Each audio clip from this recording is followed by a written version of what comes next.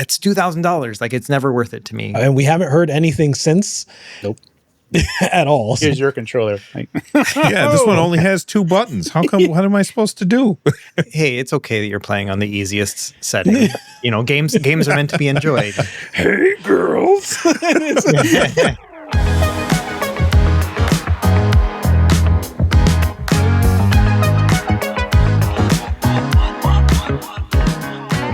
For those of you wondering why I'm holding my arm up like this, it's so that Cary can't make faces at me while I try and introduce the show.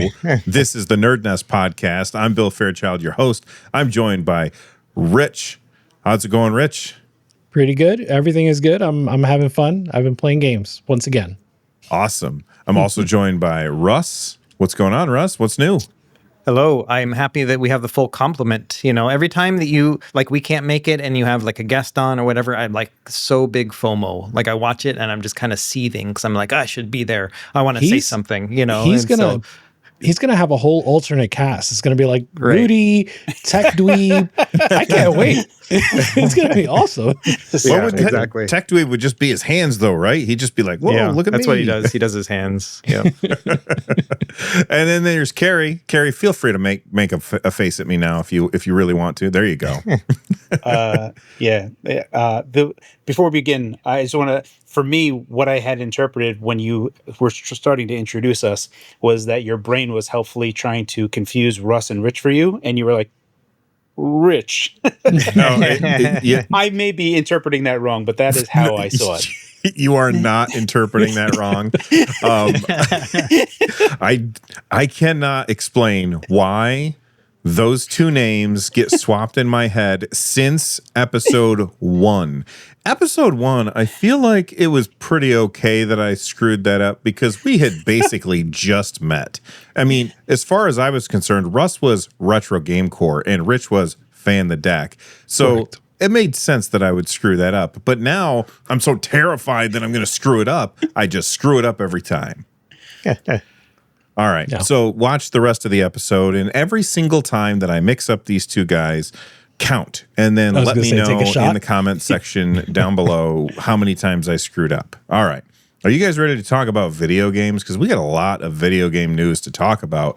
I think we probably ought to start with the Xbox Ally and Xbox Ally X. Pre-orders went up yesterday, and the prices were revealed yesterday. And I have to say that for me, I was kind of surprised I didn't know where it was going to land. On one hand, we heard rumors that it was going to be somewhere in the 800s for the more expensive one. But then the Lenovo Legion Go 2 comes out, and that one's $1,350. And it has a similar chip, not the same chip as the Xbox Ally X, the black one. And it has that OLED screen, so I can see why it's not as expensive as that one, but it made me think, okay, well, maybe it's going to be more expensive. And then Microsoft hits us with these huge Xbox console price hikes where you get the 2 terabyte Galaxy whatever edition for $800. This made me think, okay, these prices are going to be way high. So I thought that the prices were going to be higher for both of them, and they actually were lower. Not as low as I would like, but they were still low. Russ, what do you think about the price? And I actually mean Russ, but what do you think about the price of these two devices? Do you feel like it's okay, or do you think it's still too high with what's going on right now? I think they are both $100 more than I was hoping. Like, I was thinking that they would be, $100 less for each. But then, I think that the circumstances kind of... we don't know what's going on behind the scenes. I think the fact that it took so long for them to say something means that they were hemming and hawing for a long time. Yeah. And maybe some decision was paired with the whole Xbox price hike where they're like, okay, we're going to raise these prices on the consoles to allow us to, at least have or $1,000 for the cheapest one or for the more expensive one. That's the only thing I can think of. It's like they're playing this bigger game of chess, but it was kind of ominous when the console prices went up, and I was thinking it was is it Darth Vader who's like, pray I don't alter it further kind of thing, Yeah. That's what I kind of felt like. It's like, oh man, they're gonna.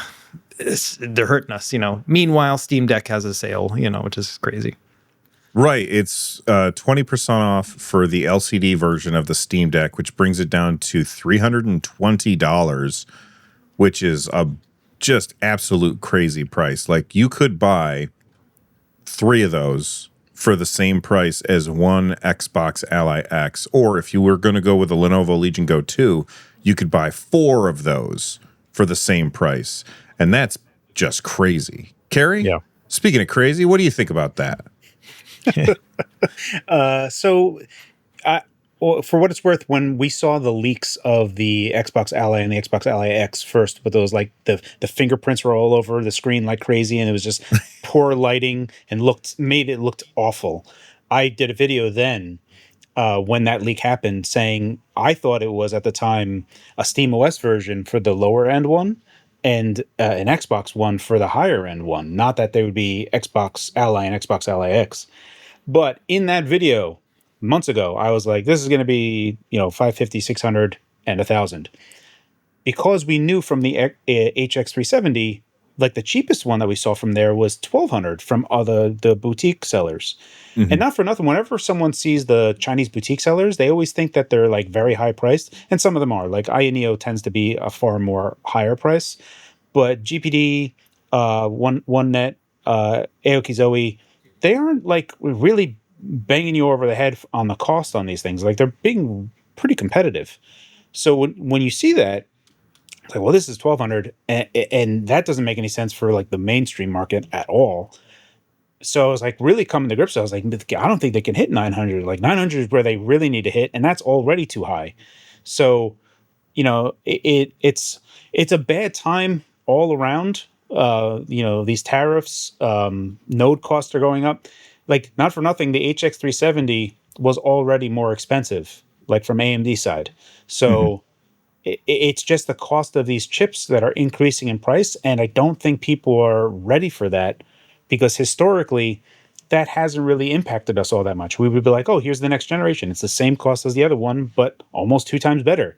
And you had that Moore's Law thing that was like going on for so long, that especially compounded with like both of them, like, console subsidization prices and the boost in performance at same price. Between the both of those, you would have this crazy price of like great value hardware at it was unmatched. And now you look at the Xbox Series, like people are like, man, my Xbox is a stonk. Like, my stonks are going up. Like, just owning this, I'm glad I bought this, because the value's up 100%. So it's like, that is going to start coming.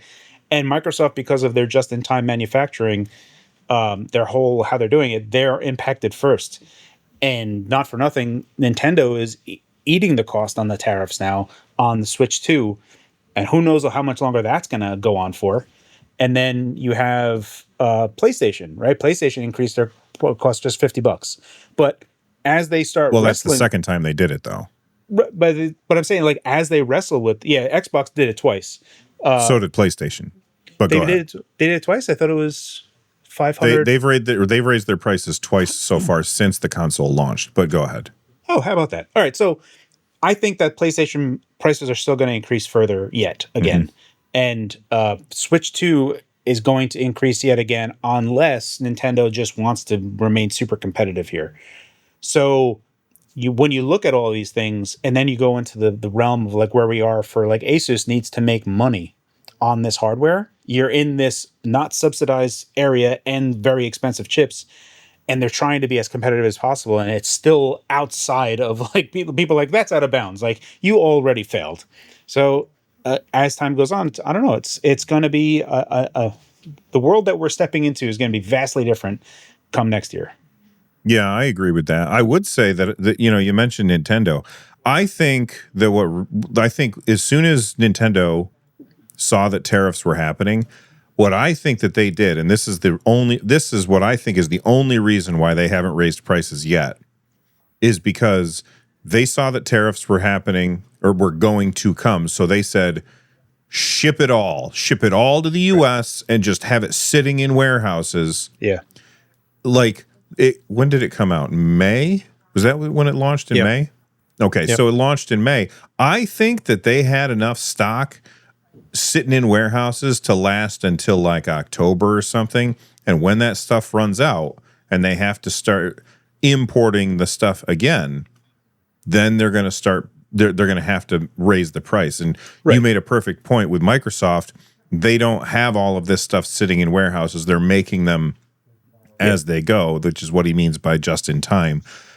So that's what we're going to end up with. Rich, why do you think Valve has yet to raise the price? You've got a lot of noise in the background for some reason. Like a fan. Well, you're very loud. I didn't change anything. Should Okay. I try to reduce my gain or? No, it went back to normal. I'm just gonna deal it with it myself. Go ahead. Why do you think Valve hasn't raised prices yet and they've lowered them? I don't know, right? So like I don't know if what you said is true about them just stockpiling. I don't know if them just having Steam is enough of a buffer. I don't know if like LCD doesn't matter to them and OLED is high enough at 550. I mean, like the ROG Xbox Ally, the white one is only $599, so it's only $50 more. Which in the past you could account that to just a Windows license, right? Like a Windows license will cost you $50. I know it's different now, but that $50 difference is almost negligible when comparing a Linux computer to a Windows computer. And so like, I don't really know why Valve is able to do it and others aren't. It's not, my question isn't why can Valve do it or why has Valve done it? It's why can't others do it? And there are a number of potential reasons. And I don't know. I think also I'm a bit disoriented. I've kind of lost my sense for what the right price is. Because yeah, my anchor has been Steam Deck, and like maybe that's just a 2-tier system. Maybe Steam Deck is in a world of its own, and everything else just has to do what it has to do.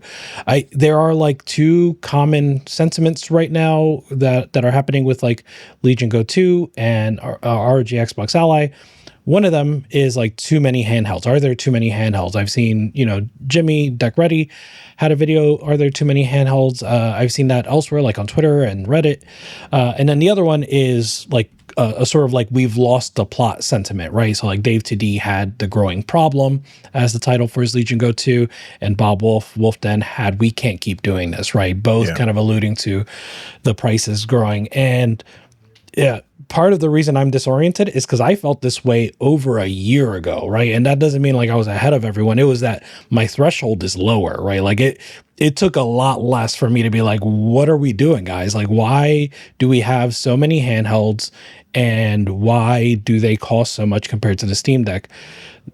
Pre-Steam Deck, right? Like I had a GPD Win Max. It was great to have $1,000 handheld because it was so novel to have a handheld at all that played PC games.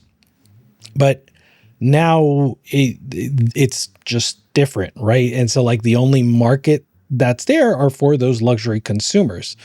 And so like I think it is 2 different markets, the Steam Deck market and then whoever is buying these $1,000 handhelds. So I think it also like I don't see any videos coming out right now that say too many laptops, too many PCs. You know what I mean? And that's part of it, is that we have this mental like idea that a handheld is a gaming console and you get the next one when it comes out, right? Nintendo to the Super Nintendo kind of thing. But I don't think that the manufacturers think of it like that. They think of it like a laptop. And it's like, hey, oh, you got a laptop? Which laptop do you got? Oh, that's a good laptop. You should get a new one in a few years, right? Like that's kind of the conversation that would happen if you're talking laptops with someone. With handhelds, it's like, oh, I got to get this new one, it's got this other whatever thing, and I think that's, I don't know, there's a disconnect there. It's like, oh, there's too many handhelds right now and it's flooding the market. It's too much choice, too much saturation. But why do we think that? Like, shouldn't it be good that there's lots of options and lots of competition and everything else? So that's kind of a weird personal feeling we have when it comes to these handheld things, because we think of them as consoles, not necessarily pieces of equipment. Yeah, I think that's why I say I'm disoriented, because like even though that is how I felt a year ago, I think enough people, especially in the comments and stuff like that, have said exactly what you said, right? Like nobody says that about laptops, where it's like, yeah, maybe you're right. Maybe like my anchor is this console experience that is not even here anymore, right? With the rising prices of consoles that we were just talking about, maybe that anchor that I thought of doesn't even exist anymore. We have, $600+ consoles, not $400 to $500 consoles. And so like, I'm just like, I don't know. But also, last thing, I used to compare to the Steam Deck LCD, right? Like we have a $399 handheld, and that value is just unmatched. And then I kind of let it progress, right? Like now I compare, there's no chance of hitting $399. So now I compare to $550 for the Steam Deck OLED. That's kind of my base expectation now, and we're not really hitting that either. And so, yeah, I kind of just let it go. It's for everyone else to make those comparisons now. So the one thing that I think that is, well, so the first thing we have to address is how is Valve able to get the price down further than others is definitely their 30% cut that they make from Steam, for sure. Like they are factoring that in, but I also think that Valve is also the tip of the spear, that they feel like, that they were like, let us introduce this market because it existed, obviously. But there was only dozens of us, right? And we were unseen by most people. They're like, "Oh, that's cute." And then Valve came out with what I would argue is with RDNA 2 and Van Gogh. That chipset specifically was arguably the first good PC gaming handheld that was also at the same time just barely good enough for mainstream to consider it good enough. And I don't mean that in like a bad way. I mean, like, people have very high expectations of what handhelds are supposed to do further than what is realistic. And when you look at everything that they were doing between those two, they juggling those two ideas, they nailed it and effectively really opened up this market a whole bunch. And like how Russ said, like how we have multiple laptops, I am super happy because from like 2016 to basically 2022, there was like one or two. So there wasn't a whole bunch of options, and it was like, boy, I sure wish that I could get something new. Yeah, so it's when we look at it through that lens, that's where I tend to always kind of picture it. But the last thing I want to leave off on is that Steam Deck price of setting expectations, and also Switch One, is now effectively at a new level. You Switch 2 at $450, and when the Steam Deck 2 comes out, I would say anticipate $600 to $700, generally speaking. Don't expect $400 and $300 anymore is what I'm going to say, like, flat out. When the when the Steam Deck first came out, my initial thought was that they would probably, what I hoped for is that they would put out a new one every like 2 years or so. And the reason why I thought that would be a good idea is not because I wanted like to upgrade every 2 years, but I didn't want people to buy a device that was really old already, and it would just struggle to handle stuff. And and Valve has always said, no, we're not going to do that until we see a significant improvement in performance. And I was wrong. They were right. We still have yet to see a significant improvement in performance that doesn't heavily impact battery life or doesn't come at a ridiculous cost. Like, what's the one that you just got in, Cary, that's like $2,200? The Win 5. The Win 5. Yeah, the GPD Win 5. So Valve could turn around and put out a new device tomorrow, and it would be really, really powerful, but it would also be really, really expensive. And if you go back to their IGN interview, they were like, no, this is a painful price to hit, because they knew that people needed to be able to actually buy it. But on the other side of that coin is the fact that shortly after launch, Valve said, yeah, we didn't expect so many people to buy the most expensive one. Right.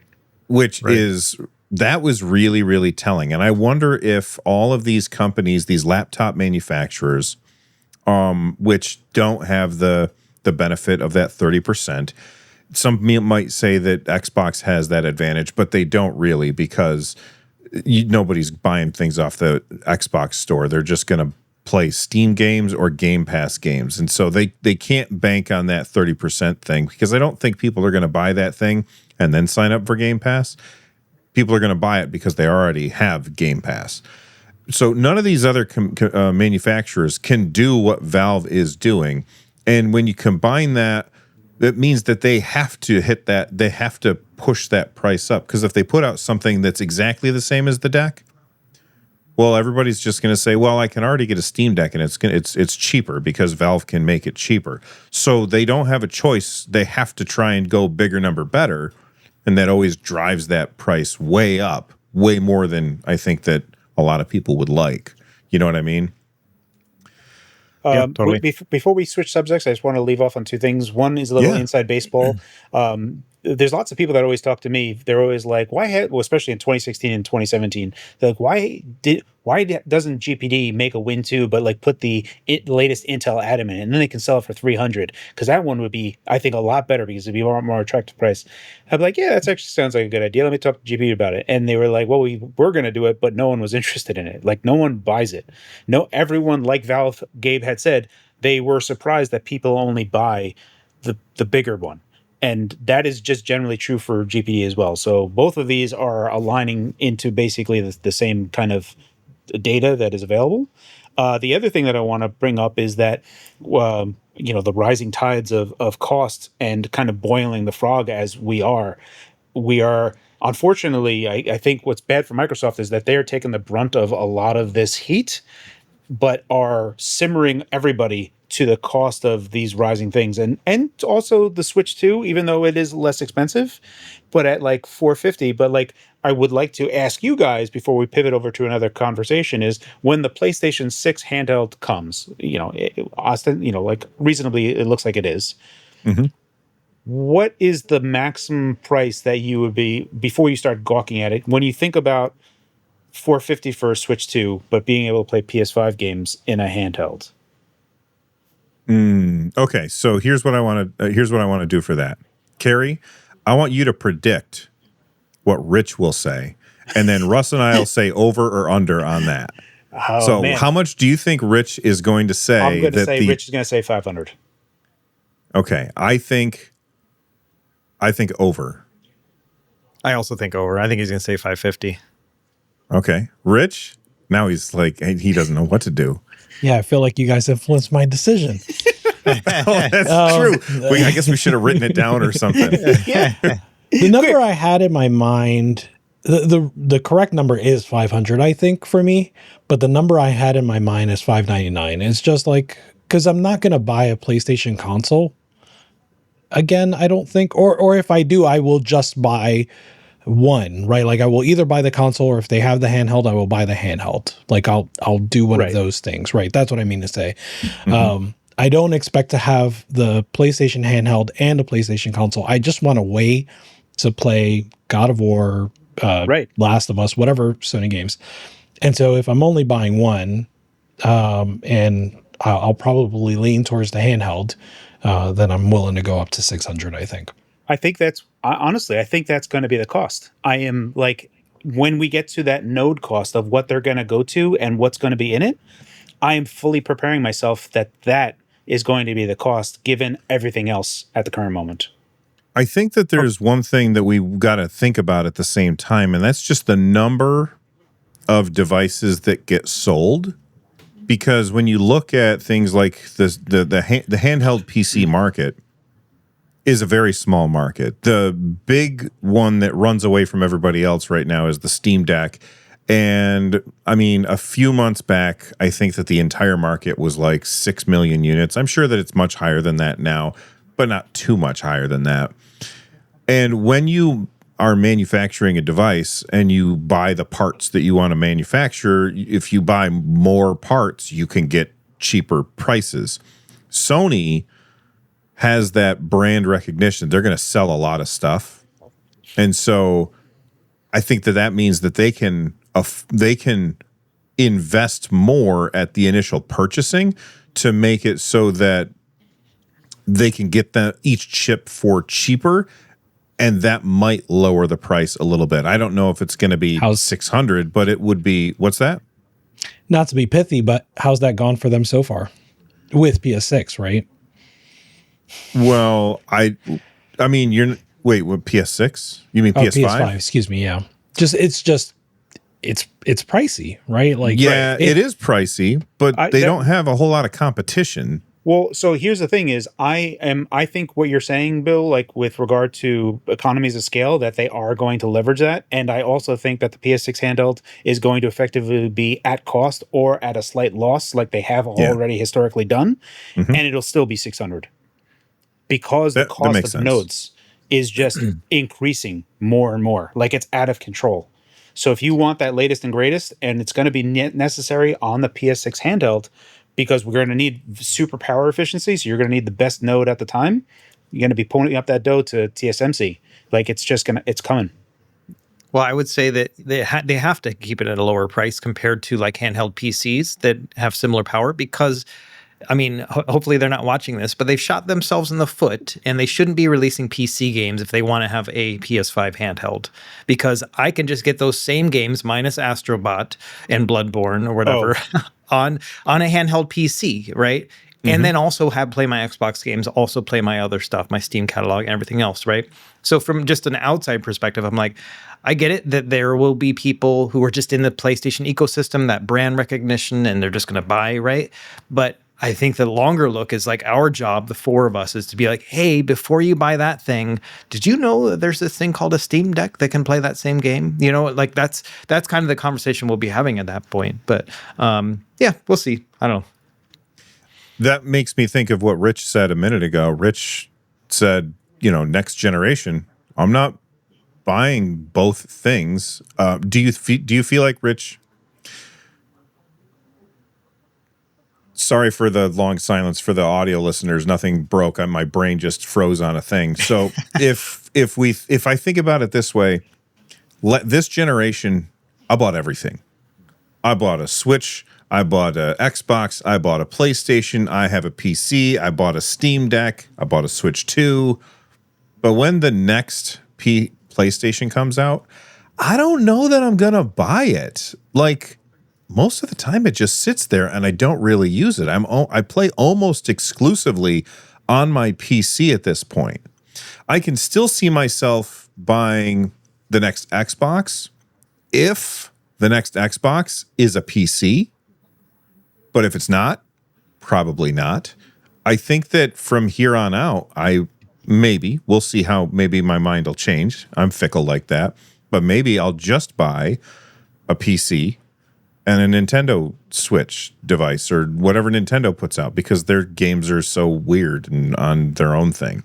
So I'm curious what everybody thinks here. When the next generation comes, are you buying a PS6 or an Xbox if the Xbox is not just a PC? Rich? The PS6 and Nintendo, I will probably get some version of. I'm still under the assumption that there are going to be some games for PlayStation that will not be available on PC. Right now is a very pivotal point for whether or not, like, which way they're going to go. Like, they were going further into PC than ever, and then they just kind of stopped, right? Like they're like reevaluating the strategy, and like we thought it was going to get shorter and shorter and shorter, and it did up to a point, and then that's it. And now we haven't heard anything since. Nope. At all. So like Astrobot's 1 year anniversary came and went. There you go. Yeah. So I don't know what they're gonna do, but my gut right now, and I reserve the right to change my mind as Bill does. My gut right now is that they're going to hold more back than they initially let on. But the things that they do port, they're going to port even quicker and port to Xbox as well. Cary, are you going to buy a PlayStation next go around? So I purposely waited to get both. So I have the Halo Special Edition Xbox Series X, and I have the Spider-Man Special Edition PlayStation 5. I always just because I regretted it when I got the PS4 Pro, And then they came out with the Spider-Man edition PS4 Pro, and I was like, oh man, that's so sweet. And then I had to sell it, and I was like, the next time that a PlayStation comes out, I'm just gonna wait because I don't play those games up first anyway. So, and then I just did. I just waited and I got the special edition. So I was much happier with that. And I'll likely do the same thing, but I am firmly in agreement with you, Bill. It's just basically Switch and PC, and that's it. Careful about waiting though, because if you wait too long, the prices of these things will just get more expensive. It's not like the old days where early adopters spent more money. Now the early adopters are getting the deal. Russ, are you going to be an early adopter or a zero adopter? I think that with the amount of backlog and game options that we have already, like I feel like I am just transitioned to PC at this point. And then when it comes to PlayStation, I feel like I'm just more of a casual guy at this point. Like I have the PS5. I played Astrobot on it. It was great, but back in the day before I was running a channel and stuff, I would wait until a game was on sale for like $30 before I bought it. It had nothing to do with anything other than just trying to save money and getting my value out of it. And so I was used to waiting a year or two before buying a game. It's not going anywhere. I like single player experiences. Like it's not, I'm not jumping in and getting into the multiplayer stuff. And so I kind of, the way I've been thinking about it is I'll get my PC, I'll have my Nintendo console just for the Nintendo stuff, and then I will just wait until it's available on PC. And if it isn't, then I don't know, that might just be something, it'd be one of those games that I miss out on playing, like the whole backlog that I have of other games that I've missed out on playing. So I want to say I'm going to push back a little bit on the prices raising, right, as a reason to I know it was a joke, right, but like I think people will feel that way, and people have said that they feel that way, right, like that they want to buy sooner because the prices are gonna get raised. And I want to push back on that notion a little bit because I do still think a few things. Number one, like the price increase of, let's say, $100 in 2 years, that's a high price increase, but spending $100 extra in 2 years is not, for almost anyone, is not a, like, you can save $100 in 2 years, I guess is what I'm trying to say, right? Like if you want to wait, just wait, right? Like no big deal. Not even $5 a month. Exactly. Yeah. So, and then the second point is that you will get other quote unquote deals, right? Like the backlog's going to build up. Mm-hmm. So like for a long time, I think a lot of people said, the PS5 catalog wasn't worth it at launch. And up to a certain point, and then it was worth it. So you'll get deals, not to mention actual deals like discounts on games that were released a long time ago and things like that. So I just want to, I know people feel that way. And I think now more than ever, it's time to wait and see what happens. And based on that, it makes me think to myself, I wish I hadn't bought my Switch 2, because I don't play it, because right now there's no games that I really want to that are only available there. Nintendo should have launched way more games with it, I feel like. And or maybe it's just because now I have so much other stuff that I can play. I'm not sure what the thing is, but it feels like the Switch 2 is just sitting there. And I was very excited for the Switch 2. I love Nintendo games. I know that people get mad when I say that I like Nintendo games. Guess what? I can think that Nintendo games are awesome and think that they're a bunch of dicks for doing some anti-consumer stuff at the same time. I'm able to do that. And if you can't, I don't know what to tell you. Rich? Yeah, I mean, like I've said it as well, that I think the catalog was too little and the price was too high for the Switch 2. And yeah, it definitely has bore out at this point. So I think you were right. Like this, more reason to wait.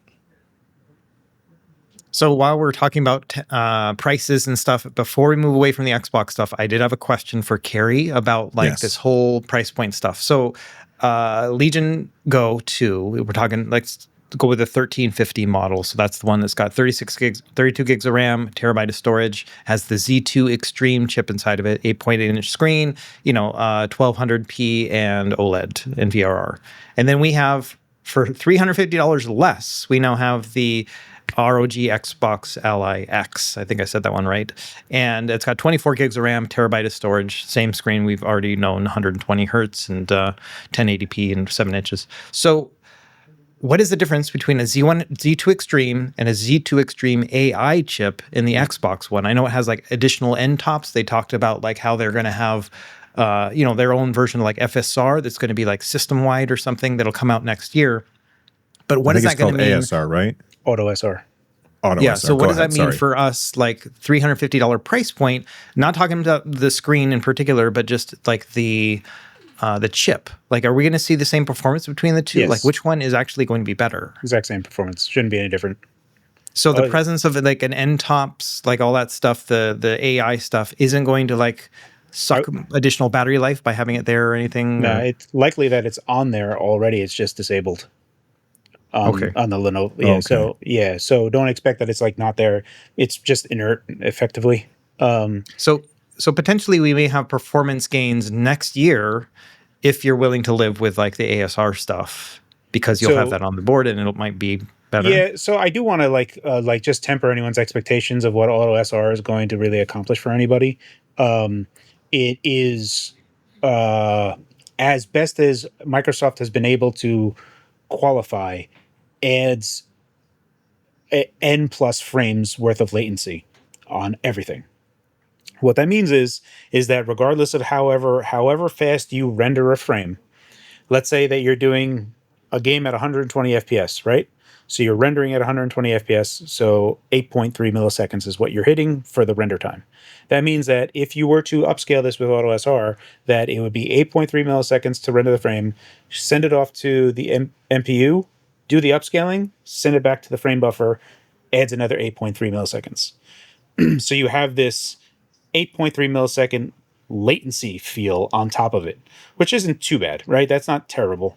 But so you're in this weird valley of when does this become worthwhile to use? Because to hit 120 FPS, you have to run at very low resolutions, right? So if you're doing very low resolutions, send it to the Auto SR to upscale to a nicer thing, and maybe that's a fine trade-off.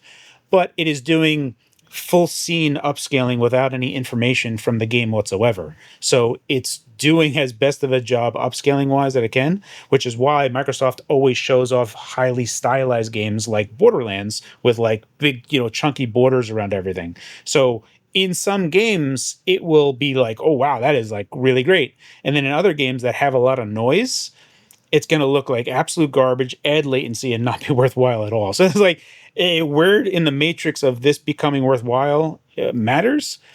Don't really anticipate it to be all that much of a thing. The other thing that they offer is like AI game facts. So you'd be like, this is where I am. And the AI would be like, this is where you are. If you're looking for a guide to like, oh, you need to go here, just have something like, what do I do next? Instead of having to look it up, you could just ask the AI, what do you have to do next? Which is kind of cool, I guess. But so far, none of what anyone cares about. What they want is AI upscaling, AI frame generation in there with they want it to be in line with how the frame is getting built. And that's not what we're getting. So I have a quick question. So when you say 8.5 milliseconds of latency, that's at 120 frames per second. Yeah. So when you are playing a game at 60 frames per second, generally your frame time is going to be like 16.7 milliseconds. If I'm doing the math right. Yep. Mm-hmm. Okay, so it'll be 16.7 milliseconds. And if you're playing at 120 frames per second, then you're going to be at 8.3 milliseconds, but then it's adding that back on, so you're getting the same frame time at 60 frames per second, or I'm sorry, at 120 frames per second that you would be getting at 60 frames per second. Am I understanding that right? It would be displaying at 120 FPS, but feel like 60 FPS. To give you an idea, because that added so you would see it and it would look fluid, but it would feel like 60 FPS, which for most people wouldn't really be able to tell. You know what I mean? So it's like it would be whatever. The throughput is still 120 frames per second, but the delay is doubled now. You are basically a frame behind of everything. So so what'll be interesting It'll be really interesting how that compares to just playing on a console with a TV with an HDMI cable, which has its own latency too. You know what I mean? Right. And so, like, how is that going to translate? Is it going to feel like playing a console in a handheld? You know, So like that'll be interesting. that is where things get a little bit more interesting, because then you're not just going upscaling to 1080p, which is not so much of a problem. But if you have a 4K television and you upscale to 4K, now you're like, oh, okay, auto SR sounds kind of cool, because as far as we know, it just adds 1 frame of latency. But if you have to like render at a certain resolution so that auto SR doesn't make it a complete mess by the time it actually gets on your screen.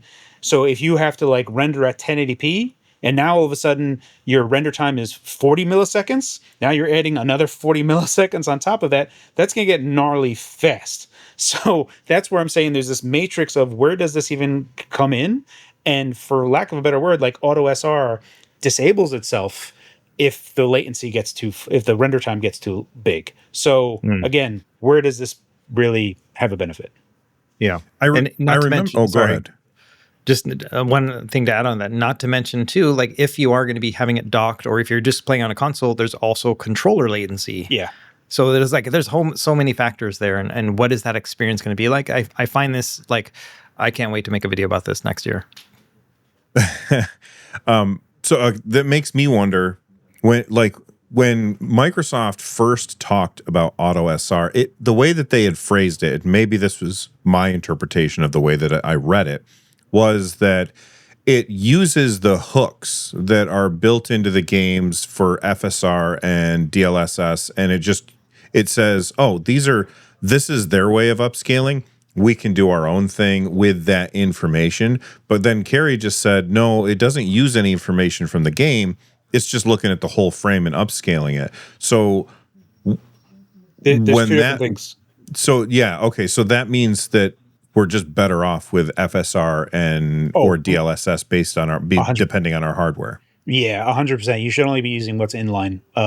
So there's a direct SR and auto SR. Direct SR. Oh, that's the one I was thinking of. Yeah, direct SR is the one that abstracts whatever upscaler you're using, so that you can that developers just target direct SR, and if they target direct SR, it doesn't matter what the underlying upscaler is. It can just kind of swap them in. So you just do direct SR, all the other stuff will just be baked in. Auto SR is using the AI coprocessor that is outside of the stack to facilitate this. Now, the one thing that is like kind of like a super oddball thing that has not happened and may happen is like some weirdo case where someone makes a game and uses the AI coprocessor in real time that is not used for render, but actually used for like small scale LLMs to have like either voice synth, or like AI chatter to like get context of whatever's going on in the game and have an NPC respond to it in context. Like that you could also leverage the NPU for, but there is no hooks for like any a of that stuff. waifu watching me play and commenting on my gameplay. Exactly. Yeah. Yeah. 100. Like literally, you could have like a chat bot kind of just like hanging out with you, commenting, and like you can tune it however you want. But that would be leveraging the NPU in real time outside of the other stuff, because that would just be hitting the NPU. But there is no APIs or anything that do it. So that would be like a whole like homegrown full baked thing, which could happen. But like I really want to like just because it's really kind of like I had a lot of people. The Strix Halo I showed it running at 7 watt on the GP2 Win 5, and it does 10 watt total inside of that space. And the guy was like, "Oh, that's just because it's using AI." And I was like, "What? Like it's not using AI at all?" And he's like, "Wait, you just did it by forcing the power low and no AI?" I'm like, "Yeah." And he like it was just, but that's like AI is now just like this voodoo thing that just does stuff and makes everything better. So I don't know if you guys remember when HD first came out, but then they would just put HD on everything. Right. Like they would they would sell skin cream and it would say HD on it because people don't know what the hell it means. They just know, oh, that's that thing that everybody's talking about. And I think the same shit happens with AI. Yeah, Sorry to it's interrupt, like, Cary. in the 80s, all these like packages started saying fat free when it was like gummy worms. It's like there's no fat in gummy worms. It's just sugar, right? But it's fat free too. It's also gluten free. Like, come on. We could put that on there. Yes, you can. We could. Here's my question to all of you guys. All right. So Rich's little waifu chatbot that he was talking about that talks about how well you're playing your game. What does your waifu chatbot say to you when you're playing? Mine says, "Get good, scrub," because I suck. Rich? What does yours say? Yeah, you're dying again, playing this level again. Yeah, I suck as well. I'm a glutton for punishment. Fair. Russ, mine what would say. She would say, "Hey, it's okay that you're playing on the easiest setting. Games are meant to be enjoyed." Bill and I both chose like mistresses, like femme fatales. So you guys should be able to still find us. Did you guys ever go to the Something Awful forums back in the day? I remember hearing about it. I don't think that I can't remember what was there. So they made it so all your base are belong to us, all the stuff that like. Okay, like, yes, I remember that. Yeah, so there's like things where they would do Photoshop contests and stuff. Anyway, they did a lot of different stuff. So they have a console wars thing. And I think you can still find it if you do Something Awful console wars. It's like the tans. You never see the tan version of like anything like the anime personification of like a thing. Anyway, so there's like two anime girls, and it's like, oh, PS2-san, so it's like, oh, GameCube-san, and it's like, oh no, here comes Xbox-san, and it's like this big fat thing, and just like, hey girls, and that is what my chatbot would be doing. It's just like, hey girls. All right. I mean, I felt like I wanted to move on from this topic, but Russ added in to the show notes a really, really good question, and I think that the group needs to answer this question. When you look at the ROG Xbox Ally X, worst name ever, and the Lenovo Legion Go, Cary just told us that they will perform similarly. I know that one has more RAM than the other, but for the most part, it's going to be pretty similar.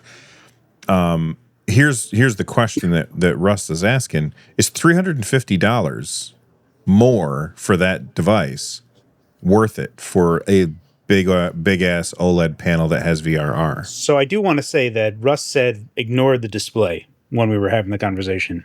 Right, earlier. Yeah. Yes, So earlier. The display is really the crown jewel of that entire thing. Like, we have been waiting for this particular display in the handheld space forever. Like OLED, VRR, native landscape. This is everything that we've ever wanted. Also, 8.8 inch. I like that size. I think 8 inch to 8.8 inch is like a really great size. Yeah. So also the VRR range is 30 hertz to 144 hertz. Like, it's all the bells and whistles that you could possibly want out of a display. Now, I have not seen one yet. So whoever of us gets it first, I'm going to be picking your brain to like, hey, how's this look? We don't yet know how VRR flicker is handled on this, which could happen. And it's one of the reasons why Asus hasn't done it. So how did Lenovo solve this? Did they solve it? There's like questions that like I have about it, but ostensibly, if Lenovo did solve this and it's just the pinnacle of displays, then that's why that cost is there. And that's basically what it comes down to. If you want just, that, I'm an OLED fanboy forever. And I have been for the longest time. I had the Samsung i8910, the first mobile phone that had OLED display in 2007. It also had maybe 2008, because it had the Cortex A in it, the first big ARM chip in it. It was Symbian OS, nerd stuff. Anyway, that's how big of an OLED fanboy I am, that I imported a phone because it was the first OLED display, and it was just glorious. So I think that $300 price increase is worth it in a lot of ways. Rich? So okay. Yeah. Worth it. So I think, distinguishing between does it does that satisfy the cost that it costs to make it? Sure. Is it worth it to me personally? No. But that's just my eyes don't seem to care as much, right? Like, when I put the ROG Ally next to the Steam Deck, both of those screens look good, even when they're just side by side.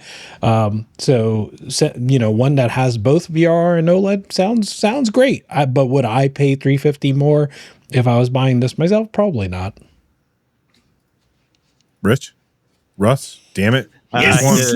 One. It confused me because I said Rich and Russ answered, so we should really blame Russ for that one. Come Sure, on, whatever.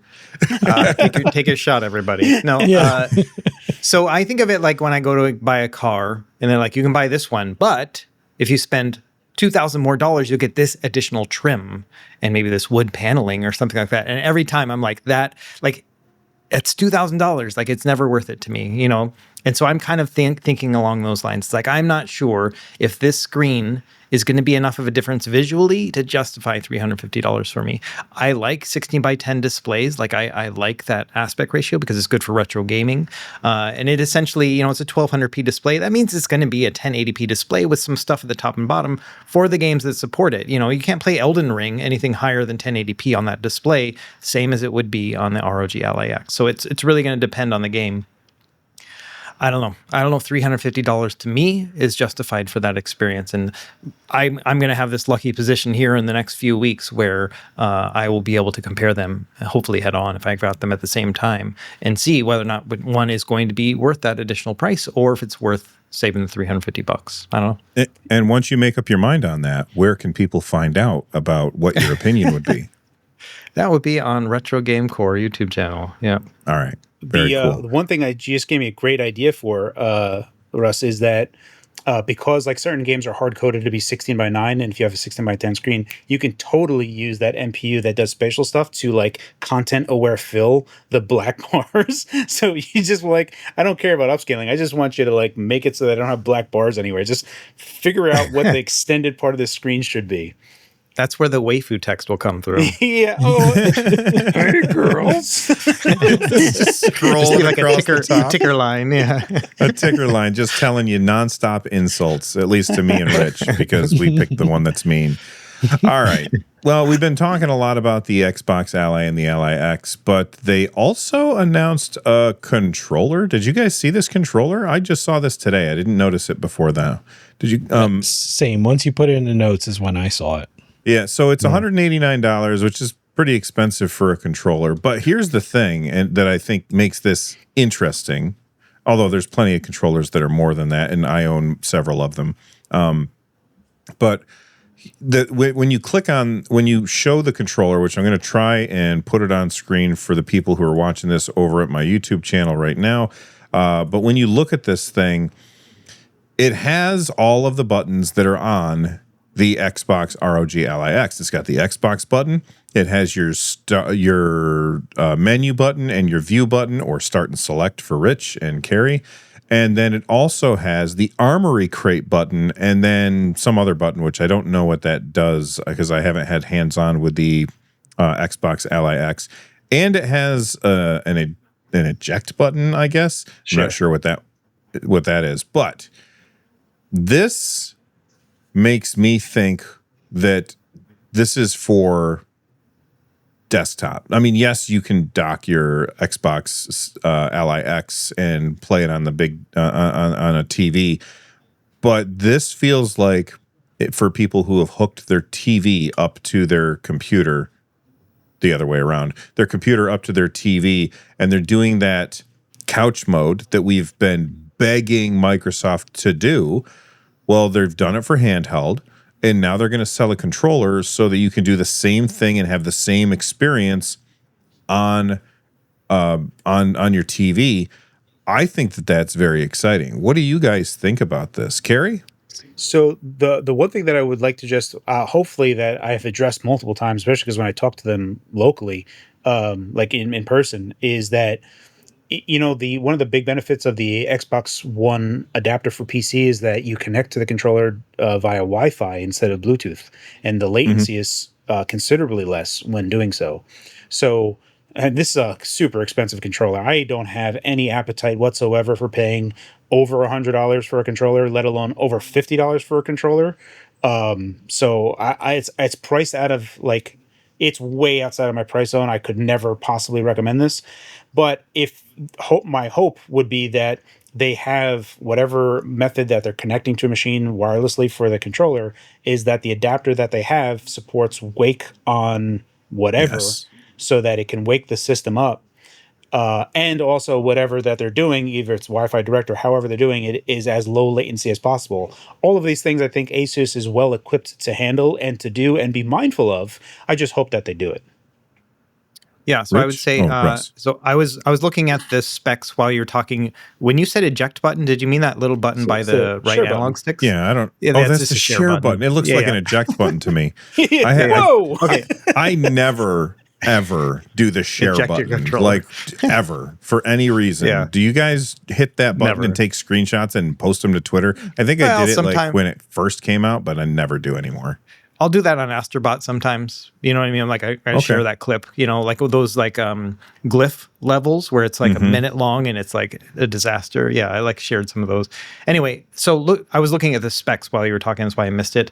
And so this also works on an Xbox console wirelessly with the 2.4 gigahertz dongle. So that's probably why it's so expensive. It has that Xbox licensing, because all of these controllers are around $100 or more once you add that Xbox functionality. Even the GameSir one is like $100. So I can see why it's expensive. It's got TMR joysticks and triggers, 1,000 hertz polling rate. Like, just as a controller guy, like, this has all the stuff, you know, and it's got the Asus tax on top of it. That's why it's not 150, it's 190, you know.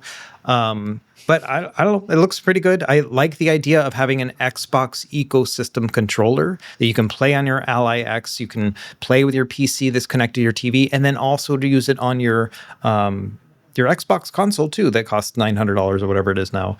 And so I see like this kind of being like an ecosystem controller. I like that it has the Xbox buttons and stuff. I don't know. It's just, yeah, like with Cary, like I don't want to spend more than that. Like that's a lot of money. Yeah, I wonder if it has gyro. Go ahead, Rich. There's no way that's you, but you No, nailed it doesn't. Yeah, It doesn't have it listed. I was going to say the 190 price is also too high for me personally. But Bill, you alluded to it there, is I just, even if I am going to spend, let's start with over 50, it needs to have DualSense like parity. So I need gyro, give me a touchpad, sure, why not? And the same level of force feedback. And yeah, 190 for not having any of those things is a lot for me. Yeah. I would see this as an alternative. I see it as an alternative to the Xbox Elite controller. That's what I see it as. Right. Basically. Yeah. I can't stomach any of the. I don't care what it is. Like if the Xbox Elite controller, what is they call the PlayStation Dual Edge? DualSense Edge. Yeah, Edge. Yeah, that one's too expensive. Like It's awesome though. It's really good. I don't like, it doesn't matter to me. Like I'm not going to pay that premium when I feel like the DualSense is already a great controller. The Xbox Series controllers are already great controllers. Like I can't qualify that X amount increase to be like, oh yeah, this is 4 times better. And I don't think that at all. I don't even think it's 1 times better. So like, that's where I always get down to, is like I just try to like exit, like even if it's like, oh, it's 10% better, this makes my life 10% better, and then like, okay, it's 4 times the cost, like, oh well, I'm not gonna pay for that. That's how I just view things. It's just like a principle on the matter. That's why the PS Portal never mind. Still a good system, solid system. Yeah. Going back though to the whole screen thing with Legion Go 2, that to you is worth that percentage increase in your life. You know what I mean? And so it's just priorities, I think. Yeah. Absolutely.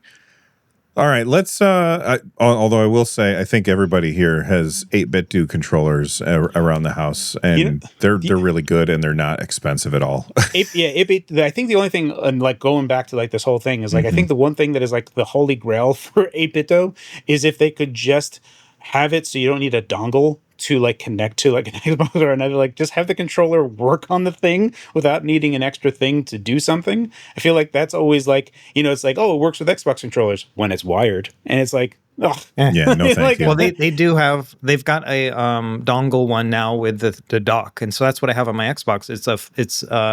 It's a rare edition, like Rare the company. So it's like a blue and yellow one. I did a video about it, but I think of it as a Fallout controller because it looks kind of like a Fallout suit, you know. And so yeah, I just pull that thing off the dock, and then I can turn on my Xbox with it. And so I don't look at the dongle, and it's charging on the Right. dock. So it's like it's a really great experience, but it's $90. So it's that's expensive, not too bad though. but it Like is cool. like that $90 is like my premium controller cost. Like going past $100, $150, $200 for a controller. I'm just like I can't wrap my head around it. Well, I think that's probably because you're more of an Xbox guy, and they always kind of have the cheapest controllers because they have the fewest features. But you look at a PlayStation controller, I think the base price for that is $70, and Switch controllers, the base price for that is $90. So Right, yeah. I think that like the controller prices have gone up quite a bit. Luckily, we have companies like 8-Bit Do that put out really Quality nice stuff. controllers that quality stuff. I mean, when we were young, This is the third-party controller was the one that Cats. nobody wanted to use. The Mad Cats, the piece of shit. Yeah, come play with me. Here's your controller. Like, Yeah, this one only has 2 buttons. How come? What am I supposed to do? too bad, kid. yeah. All right. Let's. You know what? I want to talk about this that Rich threw into the show notes about the video game industry has a problem that there's too many games. You want to set this one up, Rich? Yeah, so this is a new article from, is it Jason Schreier? I believe so. I could be wrong. I want to get that right. Okay. Yes. Yes. Thank you, guys. So yeah, on Bloomberg. Although I think it's Schreier, isn't it? Sure. I- yeah. Schreier? how Okay. I I think pronounce it's it. like a sh sound. Okay. Not that it matters.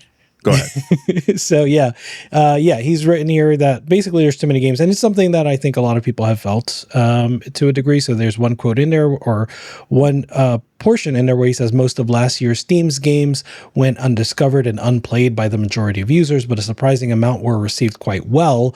Of the 1,431 games, that can't be right, released last year, that garnered more than 500 reviews. So 1,431 games that garnered 500 reviews, an indication that they were played by at least a few thousand people. More than 260 were rated positively by 90% or more of the players. And then he goes on to say later, the market for new video games isn't just oversaturated, it's nearly impenetrable. Teams of hundreds of people are spending years of their lives developing games that are destined to get lost in the sea of new releases. I don't really have anything like super thoughtful to say here. I just thought it was an interesting article. It's something that like too many games, those words has been a slogan with between myself and a friend of mine, where we just talk about how there's just too many good games to play. I know that some people have felt like in some years in the last, let's say 5 years, like, oh, there's not enough games. And I think that's because they're looking at a very small lens of games. Like there's not enough, stuff that replaces what used to be Far Cry, GTA, Assassin's Creed, and NBA Live and all of that stuff, right? But like when you just look at the full breadth of what's available, there's just no way to even know about all the good games being released, much less buy them, much less play them, right? And so that reminds me of just, where we are with, say, music, right? Like Spotify. Right. There's just way too much good music out there that exists somewhere then you can really be aware of. And so I guess that's where we're going. Russ? Yeah, I got lots of thoughts about this. So, like, one, I could tell. many of these are smaller games, which is great. Like, I would hate for a ton of AAAs to be coming out all the time, right? So, Hades came out yesterday. Like, I played a bunch of it, Hades 2, and I've been waiting because I had it on early access. I played it for a couple hours. I'm like, I'm ruining this for myself. So I waited until yesterday and I'm playing it, But then Silksong and, Blueprints, like there's a lot of Game of the Year contenders that are smaller games. So I like that, and that's kind of how the music industry is too, right? There are a lot of smaller bands putting out records that potentially you may never hear, but the joy of like discovering is still there, kind of, like being able to, what I generally do is I follow labels, like record labels. I'm like, okay, they're picking good bands, like let me hear their next stuff, and I think we can kind of do a similar thing by following developers and studios and stuff, and I think Rich, you're really good at that. So yeah, there's a lot, but it's also a feeding, like a breeding ground for finding something really cool too. And so I like the little bit of excitement there. Probably not great for a game development standpoint where they have to like make money and like sell a bunch and get the exposure. You know, like I don't know about you guys, but I don't review games. Like I'm not a game reviewer. I'll showcase some stuff. I still get probably 10 emails a day of some PR people pushing some game on me. Like, hey, if you want a Steam code, let me know and stuff. And that's for a guy who doesn't review games. So I got on some lists, you know, and that just shows how many games are coming out, which is crazy. Yeah, Absolutely. to your point, I feel like one of the things that has come out is like indie published labels, like Devolver Digital, like Raw Fury. These types of published labels have been doing a good job of also, like, you know, like the developer entrepreneur. The all of these types of curation, they're almost a curation type of layer that they do, to their credit. You look at Raw Fury Games and their suite of published titles, they all have a textural feel that you can almost look at a game and you're like, that's a Raw Fury game. And like a Devolver Digital game, you can like, well, that's zany and crazy. That's a Devolver. You know, like you can, they are doing a fantastic job in that curation front. And I feel like it is tremendously terrible, but I don't want to say slow down anyone. If anything, I would really we really have a problem because there's a core, very loud group of people that feel like indie games are less than, and just don't even give it the time of day unless it's like got a zillion million dollar budget. And that's the only thing that they'll actually play. And then they're like, there's no games. And it's like, all right. You know, it's so you can't really talk to those people. And that's really what's kind of muddying things. So it's kind of unfortunate, but I feel like there is a primetime opportunity somewhere. And what would be great for AI is like, AI, play every game out there and let me know what game I would like. Like, these are the games that I would like. You go and play these because I can't possibly consume this ocean. I will end with, on my part here, one of my favorite games I played. It was super quick. It was called Verticorps, and it was a 7-day FPS game jam game, and it was super like half baked. But it was really funny because every time that you would play, the map would be kind of empty, and it was just like kind of a little bit of staircases, whatever. So it was kind of separated. But as you were killing the opponent, after they would die, they would go back to their idle animation and just stay there. So after you're killing people, you know, killing friends over and over again, you all look the same. So the idea would just be like you would just blend in and stay still. And so people just come up and start shooting at like things and then move around. Then you go and shoot them again. It was such a stupid little thing that I had a tremendous amount of fun for like 1 hour. And I was like, that was fantastic. I really loved that experience. And I think we should really be looking forward to things that are just super awesome concept games that are, you know, I know that no one really wants that. It's like it's almost the juicy fruit or the fruit stripe gum of games. Like, oh, flavor's gone, you know, and just spit it out. But sometimes I do enjoy just super small concept games. Yeah, I do too. The thing is, like, Russ kind of brought up music, and I think that I have an analogy that most people, that will help people understand my the way I look at it. You turn on the radio and you always hear the same stuff. It's the same stuff. It's the most popular stuff. And it's the most popular stuff because it's on the radio. Basically, they're picking what's going to be popular. When you look at video games and you're trying to find out, like, what games are coming out, you only ever hear about the big ones. So IGN is like the radio of video games. They don't talk about the indie games. And no offense to anybody who works at IGN who loves indie games and talks about them on the regular. I'm painting them in a bad light, and I'm sorry about that. But most gaming like news sites and that kind of stuff, they ignore indies. And I don't know that I really blame them, because nobody's searching for these games, and they have to cater to SEO. If they don't, they're going to go out of business. So I feel like it's up to individuals to go looking at the indie games and try and find things that are weird, because that's not what everybody else is talking about, but just try something weird. Like I have a game that I added to my wish list that we'll talk later, or that I'm probably going to pick up later on today, that I think that a lot of people are going to like. But it's the radioification. You know what I mean? Russ, you had your hand up.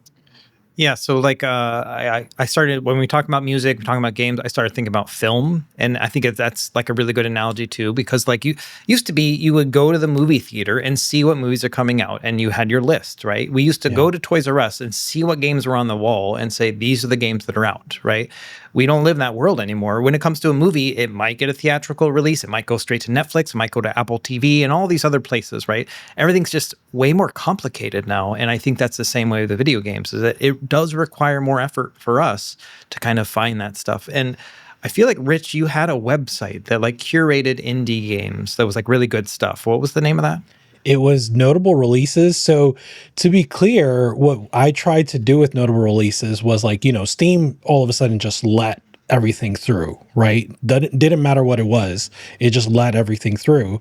And so like my goal with notable releases was just to be like a minimal, like if I was a gatekeeper, just what would pass, it would just a little bit more than what Steam does. This is what would pass my gatekeeping. So these weren't even games sorry, I real played. quick, is this .com, notablereleases.com? It doesn't exist. It was notablereleases.com. Sorry, I misunderstood. I think we still have the domain, but we don't have a site anymore. There is a Twitter at Notable Releases. I don't know when's the last time that got updated. I had a partner, his name's JR, he's awesome.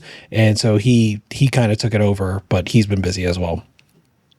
So that was that site. So, and that also, by the way, was inspired by a feature that Steam should keep up and do something with, which is Steam Curators, right? One of my biggest gripes with Steam Curators was that there's no like affiliate revenue. Like you feel how you feel about affiliate revenue, but I think that would help in terms of the growth of the curator platform, but also just, Absolutely. Valve did what Valve did, which is, sometimes they release something and they'll keep at it. And then sometimes they'll release something and just let it be what it is. And that's what they did with curators. The one thing that, one cool thing that never really materialized, and it was only like almost in a tech demo sense, even though it was live. Do you guys ever use OnLive, the game streaming? No, I never tried it. I know what you're talking about, but I never used it. Yeah. Didn't they get bought by PlayStation, right? They did, yeah. So it became Gaikai, and then so one of the cool things that OnLive did was that you could like have like a wall of like games that people were playing, and you could see everything in real time. One of the cooler features that they had was Burnout Paradise actually wrote something custom for OnLive, was that you could look at someone playing Burnout Paradise and then join them in real time. So you could, it was just like your car would come zooming in and then your scene would take over from that car's point of view. I thought that was really cool, but like, it's also the same thing. I think what YouTube tried to do is like being able to see a game and then click a button to play it. With Stadia. So there's a lot there that I think that someone's like kind of hitting around the edge of like, how do we address this problem? Because it is a problem. But how do you, I think this is like one super solid case of AI of like, if you were going to have the telemetry data of like looking at seeing what you're playing for the length that you're playing and how you were playing it, that it could effectively play games and then like say, hey, this is a game that you're going to like, because you can't just swallow the ocean of this stuff. And it's unfortunate because there are things that are getting missing. And then like we also have the problem of like the eventuality of that crazy nonsense that Microsoft was trying to do, where you were playing an AI game and it was just hallucinating in front of you and just taking your inputs and kind of navigating around. So it was like kind of self-service game when you wanted, how you wanted it. And it was just, whatever. That is like, kind of where Spotify is now. Cause what's that AI music thing? Suno? That's just polluting Spotify now and getting like hundreds of thousands of views. It's like, oh no, AI slop is taking real stuff now. But if people are listening to it, then it's not slop, which sucks because I want stuff to be made by people. Right. But yeah, that's like, I mean, that's the that's where we are, and you know, it's getting down to a point. Like Suno is alarmingly good. I tried like just doing some crazy stuff with it, and I was like, give me some sea shanties about some nonsense, and it totally did a good job. And I was like, oh man, like that's not good. Yeah, I don't know. I really don't know. Yeah. All right, let's talk about games that we've been playing. I played some Silk Song, which I've been playing it for a couple weeks now. I like it a lot more than Hollow Knight. I really like the fact that when I do my down attack, I'm going diagonal instead of straight down like Scrooge McDuck. I really like that, and especially because I've been playing with this all-button controller, sort of an all-button controller. I have a video about it. I'll link it down below so people can check that out. But I've been playing on this controller where it's one of those fight pad controllers, and it just feels so damn good to, like, when you get those little red spider guys or whatever that you can bounce off. You jump and just boing, boing, boing up. It's so satisfying, and I feel like I'm getting it. I fought in that's not a word. I've battled, there we go, like 3 bosses so far, and I just love it. I'm not nearly as far as Rich, though. Rich, I told my son about your accomplishment, and he said, well, did he beat it or did he really beat it? And I go, what do you mean? And he goes, well, I said he rolled credits, and he said, well, that doesn't mean anything. Yeah, I don't want to spoil too much. I know people are really sensitive, but yes, I rolled credits and I just rolled credits. That's all I've done. So there is, okay. I think it's fair to say that there's more to do. I've been playing it since then, since I rolled credits, and now, like, since I rolled credits, I'm like, okay, I'm happy to use a guide. Let's use a guide. And so definitely found some things that I hadn't found before, including stuff that Cary found like way early in the game. So like, once again, yeah, Cary is just an expert gamer compared to me, just 10x gamer. But despite being a 10x gamer, Cary, I will say you were wrong. So one of the things that you unlocked before me, and again, I won't do spoilers, was a buff to a fighting style, let's say. And you were like, oh, but I already did stuff with this other thing. And to be honest, that buff only brings it maybe up to par with the other ones. Oh, so okay. I would say all of the other options are very well balanced. There's one that I chose, and this, again, in order to keep from spoilers, I'll say the name. I won't say what it is. The name of the thing I use is called Reaper, and I consider it to be like the easy mode of the game. Yeah, where like it doesn't look as cool, it doesn't do as much, but if you just want like an easy way to get through it, and easy, right? Like Silk Song easy, Reaper is that way, I think. Yeah, so the how long into the game before I can get Reaper?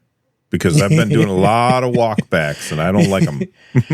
So, by the way, I think people have the wrong idea about the walkbacks. You mean the walkbacks to the boss, right? Not necessarily to the boss, just like I'm out exploring and I haven't seen a bench in forever. Oh, okay. And then I fall into a pit and die. And I'm like, son of a bitch. I'm mad all the time. Okay. Yeah. If it's that, then I understand that. I guess I would. Sorry. The Reaper was the first one I ever got. And I got it in like 5 hours. Okay. I don't remember if I got Reaper or Beast first. But yeah, that sounds correct. All right. One of you guys text me like where to go and I'll go find that one first. Yeah. I guess my suggestion for you, right, to get more acclimated to the walkbacks is to either spend your money as soon as you can, or just be okay with losing it. If you do one of those, then you'll be fine. No big deal. Okay. Yeah. All right. So we've been playing Silk Song.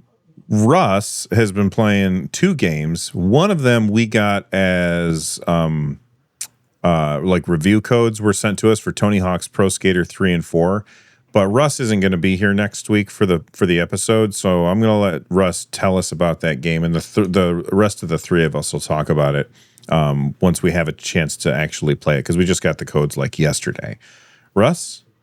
Yeah, So it's a remake of 3 and 4. And I played both of those pretty thoroughly on, I think, PS2, maybe GameCube for one of them. Anyway, so I'm familiar with them, and it feels good. I like it better than Tony Hawk 1 and 2. They made a remake a couple years back. That one felt too realistic, too droppy, if that makes any sense. Like I felt like my character would just drop too much, like it wasn't floaty enough compared to 1 and 2, which were actually the games that I preferred over 3 and 4 back in the day.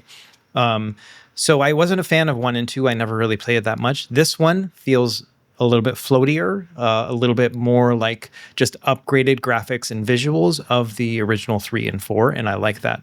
The problem with 3 and 4 for me with those games got so big and complicated that it was like overwhelming, and so I had a really hard time. I think I got to the cruise ship in 3, which I think is the final level. I don't think I got anywhere close to that in 4. But the nice thing about this new remake is it's got free skate, and all of them are unlocked except for like the special levels like cruise ship and 3. And so I was able to just jump right into like Canada on 4, I think, and some of the other levels that I remember, and it was just kind of cool to skate through. And when you're in free skate, you're not trying to get a high score, you're just kind of trying to get a lay of the land. And I enjoyed that. It feels like playing Mario Kart, the new one, like where you just kind of free roam, like, which I like better than running the races at this point. And so, I liked it. I think the visuals are good. Price is going to be a factor, like maybe it doesn't feel like, like I don't even know what the price is for originally, $60, $70. It doesn't feel like a full price game for me. It feels more like a $30, $40 game. So maybe wait for sales. But yeah, I enjoyed it. I probably played it for like an hour, and it was good. Okay. And then Hades 2? Yeah. Oh, sorry, Rich, were you going to say something about Tony Hawk? Yeah, it's $49.99, so it's $50. Okay. Yeah, Okay. I'd say, wait for a 20% off sale and make it down to 40. I think that would be really appropriate. Okay. Hades 2? Hades 2 came out yesterday officially, but it came out on Switch yesterday and then like released into full 1.0 version yesterday on Steam. And I had the early access one. I pre-ordered it as soon as I could, which gave me the early access. I liked it, and I was enjoying it, and I got like 2 hours into it, and like I mentioned before, like I was like, no, like I'm ruining it. Like, what if there's a plot point that they haven't embedded yet, and I'm gonna miss it, And so I just quit that game. Basically, went back to Hades 1, and now I'm in that one, Hades 2, and it's good. It's different, but the same. Like Supergiant has never made a sequel like this, where it's just like a sequel of everything is always very different with them. Bastion over to like all the other ones, Transistor or whatever, and so Pyre. on. Yeah, Pyre, and so it's always felt like a completely different idea. This one just feels like a very polished and nuanced version of the first Hades, which gets a little bit rote, in the first one. The second one feels like I got a lot more to do, and so I'm really enjoying that experience. But it is more of the same. If you like Hades, you'll love this. If you don't like Hades, I don't think this is going to convert anyone. So yeah.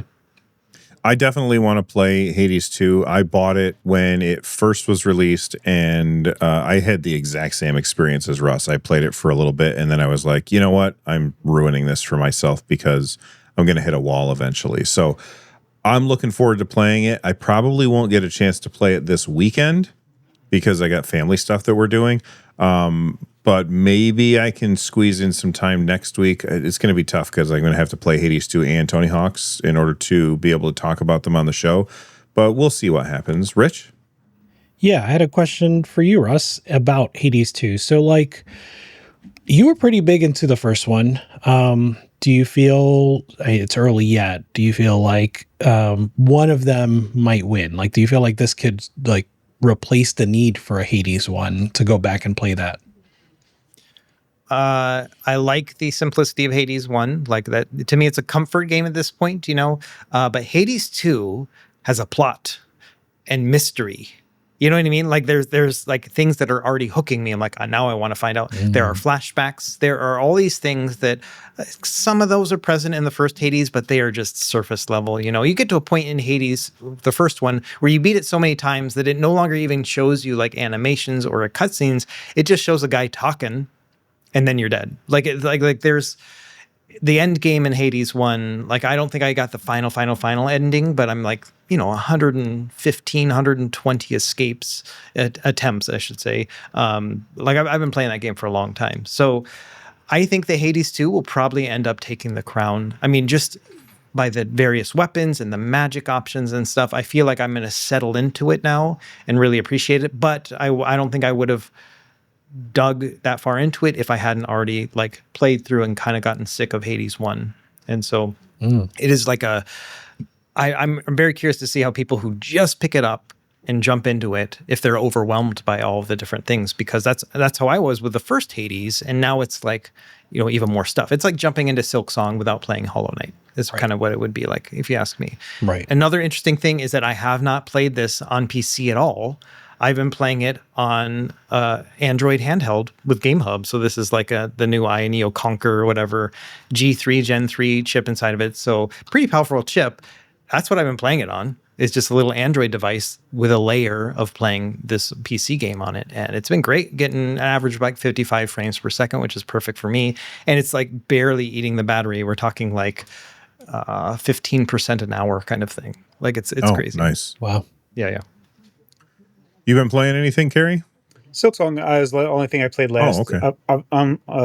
Unfortunately, I've just been going through like a zillion benches this entire week for the Win 5, like just a crazy amount. But the last part I left on Silk, I feel like Silk Song I've appreciated a bit more because I got pretty far and went in a weird direction. I thought it was just uber hard and just kept on like, oh, okay, I'll just smash my face through this. And then I did. And then it was just like, well, there's nothing there. And I'm like, oh, well, all right. And then I found my way around because you have to do this like little squirrely maneuver to get around something. And then I made more and more progress and like got some more bosses. And I finally have some other abilities that I can like Metroidvania to new stuff now. So I'm enjoying it. I think the thing that I do find funny is like you can sense the cruelty from the developers every now and again. And what I mean by that is like, there's one part where the part that I got to that I guess you shouldn't have gotten to much until much later is like you'll sit on a bench and then a trap activates and slaps you. And it's like, oh, if I wasn't at full health, I would have died and that would have sucked. And it just comes out of nowhere. And there's nothing really you can do about it. It's just basically hope you got full health. So that's the one thing that comes up. But the other part that comes up that kind of like hurts me a little bit is, I say hurts me a little bit. It just feels like, I don't know, just if you're going to do that, go even further. And like when I look at, because I play this on Game Pass and I'm getting Xbox achievements, it's like, you beat that boss. Here's 5 gamer score. And I'm like up to 60 or something. And I'm just like, I'm like 8 hours in, like, like in any other game, I'd have like 200 or 300. And it feels like I'm doing stuff. And it's just like, you might as well just give me one. Just here's one gamer score. You beat 10 bosses, you're up to 10. Congratulations. And it's just like, what? Yeah, I don't want to be Silk Song Defense Force, but it sounds like I am. So I'll just I'll just keep going. I will say the game is just enormous, right? Like I spent 45 hours. You guys saw my credit screen. I spent 45 hours, and apparently there's plenty more to do. It's insanely huge. I can't believe how big it is. Because again, I didn't finish the original. I knew that the original was enormous, but I never finished it. So I never really got to see. And so like I'm at the point where I thought I would have been close to 100% in terms of the hours that I spent. But I think I'm closer to like 70%, if that. Yeah. Wow. Yeah. So, I mean, like that's the type of thing. And I get it. I get the game is huge, but some of the achievements I have zero desire to do. It's like beat the game in like 4 hours or whatever, or 5 hours, like speed run through it. I'm never doing that. Yeah. Like I have zero real, like I didn't mind it when Shadow Complex had those achievements because the game is like 3 hours long. It's like 2 hours long. So it's like, okay, if I speed run it, I can do this in like 30 minutes since I know the layout. And it's like, okay, I'll just zip through it. Okay, I actually enjoy that. But the game is so gigantic that it's like, I get it that it's for like completionists of the game. And it would like, if you see someone that has 1,000 of 1,000 or all achievements in Silk Song, you're like, man, that guy really likes Silk Song and like went the full distance with it. But if you didn't know Silk Song, and you just like, oh, I don't know what this game is about. Oh, this guy has like 50 gamer score. I guess he didn't get very far. It's like I'm 40 hours in. You don't understand. That's the only thing. I treat like achievements like a diary. Like, you can see the times that they unlock stuff and like the paths that they might have taken. And sometimes I like to look at that stuff or even revisit, old games that I played. So sometimes I just like it from that point of view. So if I forgot about Six Song, I look back, I'm like, man, I barely played this game. But oh, no, that's right. They're cruel. They're cruel.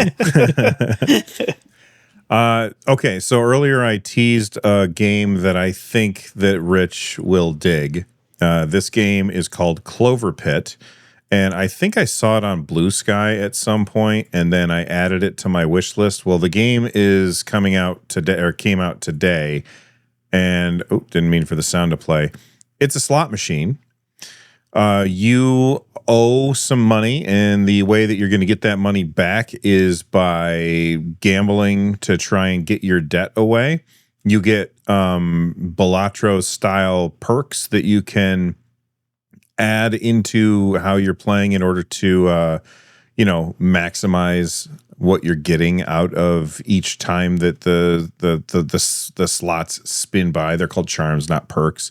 And I really like the art style. It looks like crunchy PS1, PS2 era style 3D graphics, that kind of thing.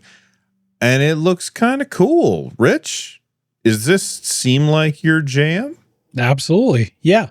I will say, when we were talking about like novelty in games earlier, like Cary, you were like, I forget what you called them, but like, you're like, the more people should try these like novel experiences, right? Oh, concepts. Concepts, yes.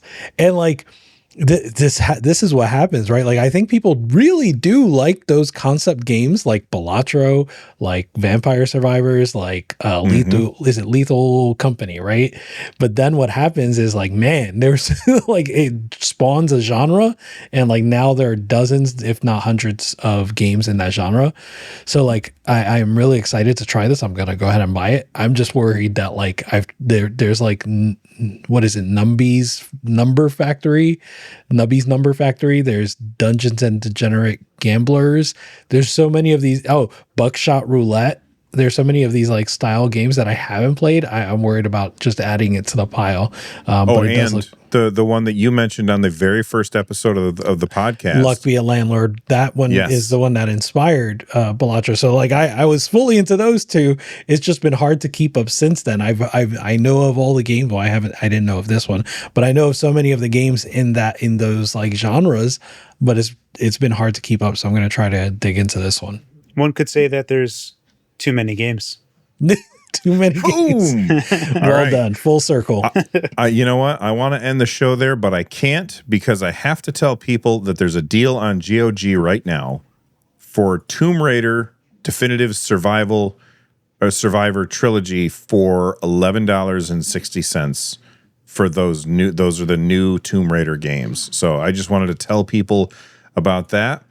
And I think that's going to do it for this episode. And Russ is back right on time to tell us what he's been working on, if his audio is working. Oh, okay. Oh, he stopped recording. Something went wrong. Okay. Russ, go ahead and refresh, while Cary, tell us about what you've been working on, man. So I've been working on a pretty extensive look at the GPD Win 5. I'm doing, because it can scale so far, I do 15 to 50 watt and 5 watt increments on 720p and 1080p resolutions and settings across now like around 8 games. And then I have to compare that to all the other handhelds that are out there to just kind of qualify what's going on. So that's basically it. That's what I'm basically. I've been working on it for a week, and it's just taking a long time to capture all the data. Fair enough. Rich, you working on anything? No, life's been lifing, doing like a house renovation, and at the same time work got busy again. So been a little rough in terms of trying to get something done. But I do want to recommend a video that Russ sent me, the completionist video, where he addresses all of the drama from, I guess that was last year. I don't know how many years ago. Time is an enigma. Yeah, it is. but yeah, he addresses all of the drama, and it was just a good watch. I think, as far as apologies go, it was a good one, and as far as accountability goes, he did a good job of doing all of that. So I appreciated that video. I'll definitely check it out because I didn't watch any of the videos that were kind of surrounding it, but I kept hearing people talking about the situation all the time, especially because like Bob and Wood had the Nintendo podcast, and he was on the Nintendo podcast with them, and they were talking about it, and it all kind of happened at the same time that whatever the accusations were with him. So I am interested to hearing how it resolved. It just felt like if I wanted to get caught up, there's too much. It was too much freaking homework to find out everything. You know what I mean? Yeah, that's fair. Russ, is your audio working? No, we can't hear you, buddy. All right. Russ is not going to be here next episode. He's got something else going on, but he's going to wave at us goodbye. And while he's waving, I'm going to say, go to youtube.com/retrogamecore and make sure that you subscribe. I promise when he puts out videos, his audio works. Cary is over at youtube.com/thefox, and Rich is over at youtube.com/fanthedeck. And I am, of course, if you're listening to this on the podcast instead of over at YouTube, you can find me over at youtube.com/NerdNest. Thanks for hanging out with us. You could have been anywhere for the last hour and a half, but you chose to hang out with us, and I appreciate it. Stay rad, everybody. See you guys.